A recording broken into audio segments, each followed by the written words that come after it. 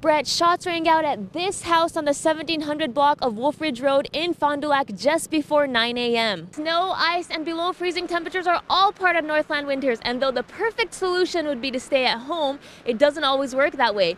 Most of us were going to have to leave our houses at one point or another and brave the cold. Chester Bowl makes it a goal to make skiing accessible for everyone, and that's why each year they give out scholarships so that more kids can enjoy the hill. Brewing with Bo is a great opportunity for beer lovers to get a hands-on experience of crafting beer and seeing what flavors go into the drinks. Biomass is not only a renewable energy source, but helps create jobs in the community. That's right, Dan and Nikki, there's a lot of activity going on here as students start returning. It's called Welcome Week. The new year is here and Northlanders are committed to getting fit. Here I'm planning 4 different kinds of woods. Some of them are used for structure, and some of them are used for lightness and beauty. A year ago, a storm swept through northern Wisconsin, damaging infrastructure on the Bad River Reservation like this very bridge.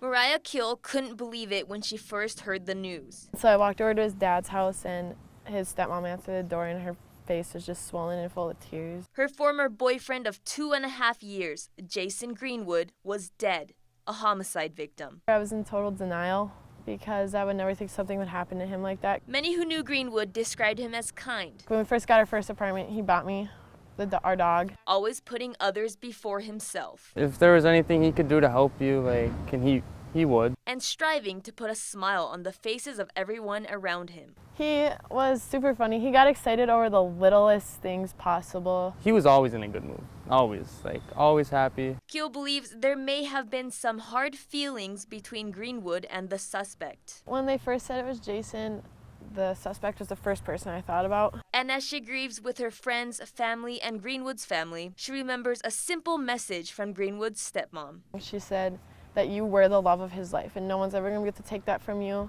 and that's something you and him will only share. And it made me feel a lot better, because that is something that I'll only have with him and nobody else, so it was a lot easier after she said that to me. In Hibbing with photojournalist Adam Jagnich, I'm Lena Takada, KQDS FOX 21. Students from Ohara, Isumi City and their host families enjoyed a picnic at Ingrid Tower in Duluth to welcome the Japanese students to the Northland. It was a reunion for Hinano Kurokawa of Ohara and Emma Stadelman of Duluth. This is their welcome party. We're welcoming them to America and Duluth. Emma visited Ohara, Isumi City in Chiba, Japan last year, where she stayed with Hinano's family. Their hospitality was incredible. They were so thrilled to have us, and it was just I can't wait to give this back to you. And now Emma's and others' families in Duluth have the opportunity to host students from Duluth's sister city for a few days. Last year, Duluthians came to Japan, so this year, students from Ohara Junior High School are here.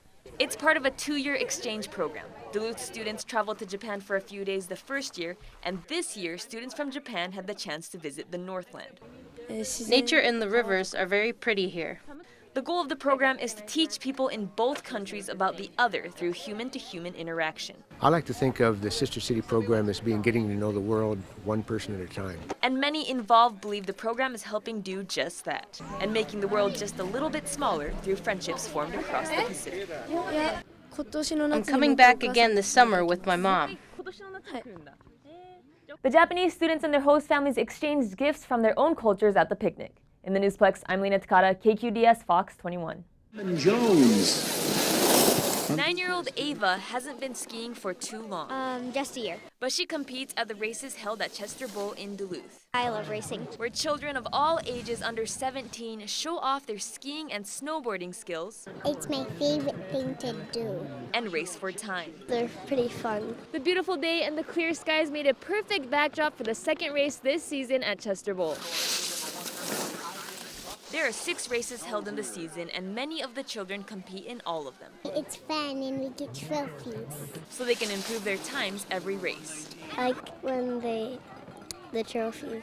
The races provide children the chance to go as fast as they can without worrying about others getting in their way on the hill. I like gun paths. and also helps them form friendships with other skiers. We can ski together.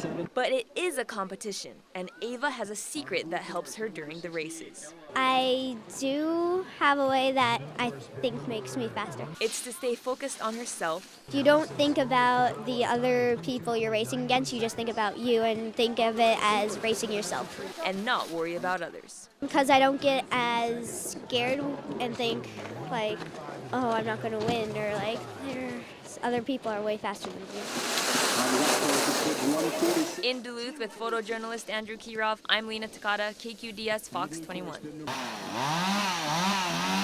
Trees in Duluth lost branches, tops, and some were even left ripped completely out at the roots after a heavy rainstorm in July. We work collaboratively with the city to try to find a way to reuse that storm debris in a positive way. Many people mourned losing beautiful and familiar trees right out of their yards, but those trees didn't die in vain. The storm debris that we're consuming today for electric generation has really puts a silver lining on the storm that hit Duluth this summer. Those trees are being converted to energy at the Hibbard Energy Center in Duluth. We bring it in on a truck and it goes into the facility, and we run it through a boiler to create steam. To power more than 20,000 homes in the community for around 2 weeks. And we have two uses for steam. One is we send a steam supply to the paper mill, the Verso paper mill, 24/7, 365 days a year. And then the second use for the steam is to spin an electric generator to create the dispatchable renewable electricity for our customers. Biomass energy makes up around 2 to 3% of the energy that is generated by Minnesota Power. We were 95% coal powered and 5% renewable, and last year we were over 25% renewable, and now under 70% for coal-fired power. Biomass is not only a renewable energy source, but helps create jobs in the community. From the loggers in the forest that are actually cutting down the trees, the wood tree service people that cleaned up people's yards, the truckers that haul it to our site, the people that work at this facility. It's a resourceful way to get the storm debris out of the city and put it back into the community instead of leaving it to pile up in landfills. It's something that's not harmful to the environment, and anything we can do to reduce our impact on the environment is what we're always striving for. In Duluth with photojournalist Nathaniel Capitan, I'm Lena Takada, KQDS FOX 21.